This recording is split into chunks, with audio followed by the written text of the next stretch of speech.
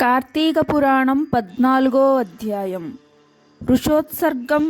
కార్తీక మాస విశిష్టత గురించి ఈ వీడియోలో మనం తెలుసుకుందాం. ఋషోత్సర్గం. కార్తీక మాసంలో కన్యాదాన ఫలం వివరించిన తరువాత వశిష్ఠుల వారు జనక మహారాజునకు జన్మాంతర కృతపాపాలు నశింపజేసే ఋషోత్సర్గాన్ని వివరించడం ప్రారంభించారు. రాజా, కార్తీక పౌర్ణమి నాడు పితృదేవతల ప్రీతి కొరకు ఎద్దు నచ్చువేసి విడిచిపెట్టిన వారికి పుణ్యాన్ని గురించి వివరిస్తాను విను.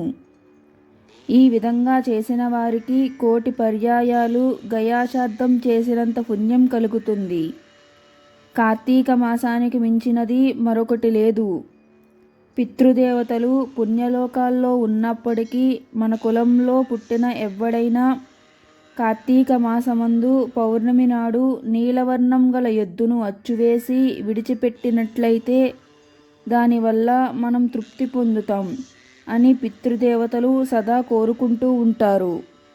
కార్తీక మాసంలో ధనవంతులు కానీ బీదవాడు కానీ పిసనారితనం వల్ల ఋషోత్సర్గం చెయ్యకపోయినట్లయితే వాడు యమాజ్ఞ వలన అంధతమస్సనే నరకాన్ని పొందుతాడు. ఏటేటా పిండదానం వల్లను గయాశార్థం వల్లను ప్రత్యాబ్దిక శార్థం వల్లను పుణ్యస్థలాలకు యాత్రలు చేయడం వల్లను అమావాస్యాదులలో తర్పణాలు విడిచిపెట్టడం వల్లను మహాలయ శార్థం వల్లను ఎంత పుణ్యం కలుగుతుందో అంతకంటే మిక్కటంగా కార్తీక పౌర్ణమి నాడు ఋషోత్సర్గం చేయటం వలన కలుగుతుంది. అటువంటి ఋషోత్సర్గం కంటే మించిన పుణ్యకర్మ లేదు. ఇది గయాశార్థంతో సమానమని పెద్దలంటారు. కార్తీక మాసంలో పున్నమి నాడు ఎద్దు నచ్చు వేయించిన వానికి అన్ని ధర్మాలు చేయుట కంటే మించిన ఫలం కలుగుతుంది. 1000 మాటలెందుకు దేవర్షి పితృరుణాల నుండి విముక్తి కలుగుతుంది. కార్తీక పౌర్ణమి నాడు దక్షిణతో ఉసిరికాయలు చేసిన వారు సర్వభూమండలాధిపతి అవుతాడు. దీపదానం చేసే అన్ని పాపాలు పోవడమే కాకుండా ఉత్తమగతి కలుగుతుంది. 3 విధాలైన పాపాలు తొలగిపోతాయి. కార్తీక పౌర్ణమి నాడు పరమేశ్వర ప్రీతి కొరకు శివలింగం దానం చేసేవాడు ఇహలోక సుఖాలన్నీ అనుభవించిన తరువాత జన్మాంతరంలో సర్వభౌముడవుతాడు. కార్తీక మాసంలో లింగదానం మోక్షప్రదమని పెద్దలంటారు. అటువంటి శివలింగదానం చేయకుండా కార్తీక వ్రతం అనుష్ఠించినట్లయితే వాని పాపాలన్నీ వజ్రపు పూత పూసినట్లు కఠినములవుతాయి. కార్తీక వ్రతం దుర్లభమని విస్తార ఫలమిస్తుందని చెప్పబడిందని పొరుగిండ్లలో భుజించటం, పితృశేషాన్ని భుజించటం, నిషిద్ధమైన దానిని రక్షించటం, శార్ద భోజనం చేయటం, తిలాదానం పట్టటం 5 కార్తీక వ్రతం చేసినప్పుడు విడిచిపెట్టాలి.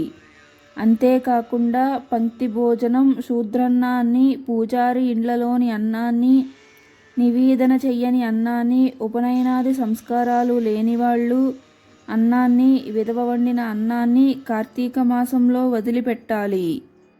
కార్తీక మాసంలో అమావాస్య పూర్ణిమలయందును ప్రత్యాబ్దిక శార్థంలో ఆదివారం నాడును సూర్యచంద్ర గ్రహణ కాలాలలోనూ రాత్రి భోజనం చెయ్యకూడదు.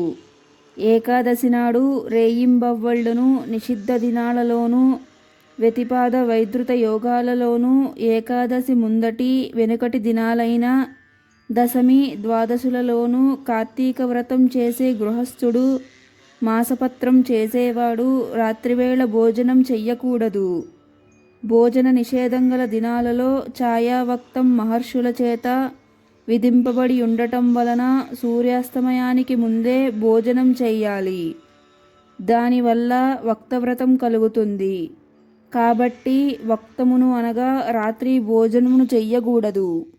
రాజా, అన్ని పుణ్యాలని ఇచ్చే కార్తీక వ్రతం చేసేటప్పుడు నిషిద్ధ దినాలలో భోజనం చేసినా కలిగే పాపం ఇంత అంత అని చెప్పలేం.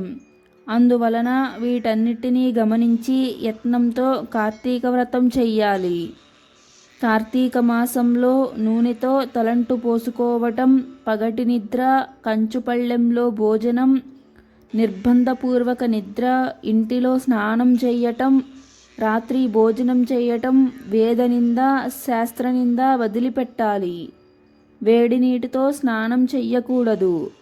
దేహపటుత్వం ఉండి కూడా వేడి నీటితో స్నానం చేసినా కళ్ళుతో స్నానం చేసినట్లవుతుంది. కార్తీక మాస విశిష్టత.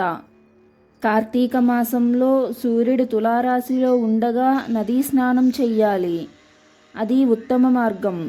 అవకాశం లేనప్పుడు చెరువులు, కాలువలు, కోనేళ్ళు పుణ్యనదులుగా భావించి స్నానం చెయ్యాలి. స్నానానంతరం సూర్యమండలం మధ్యనున్న విష్ణుమూర్తికి నమస్కరించి విష్ణు కథలు చెప్పుకుంటూ ఇంటికి రావాలి.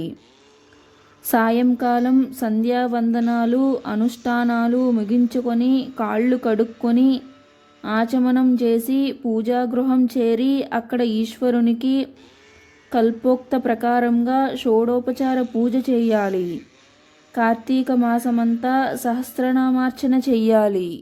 ఈ విధంగా అర్పించిన వారు పుణ్యాలన్నిటినీ పొందగలరు. ప్రతిరోజు సాయంకాలం తమ సన్నిధానంలో దీపమాలలుంచాలి. పిసినారితనం చూపించక యథాశక్తి బ్రాహ్మణులకు దక్షిణ తాంబూలాలు ఇవ్వాలి. నక్తవ్రతం ఆచరించేవారికి అన్ని పాపాలు మొదలంట నశించిపోతాయని నారదాది మహర్షులు చెప్పారు. మాసవ్రతం మానవులకు అన్ని పాపాలు పోగొట్టి పుణ్యాలనిస్తుంది. కార్తీక చతుర్దశి నాడు పితృదేవతలను ఉద్దేశించి భక్తితో బ్రాహ్మణునొకనికేని భోజనం పెట్టిన వారి పితరులంతా తృప్తి పడతారు. తిలాతర్పణం చేస్తే పితృదేవతలంతా తనివి చెందుతారు. చతుర్దశి నాడు ఫలదానం చేస్తే సంతానం నష్టం కలుగదు. కార్తీక చతుర్దశి నాడు ఉపవాసం ఉండి శివారాధన చేసిన వారు శంకరతుల్యులవుతారు.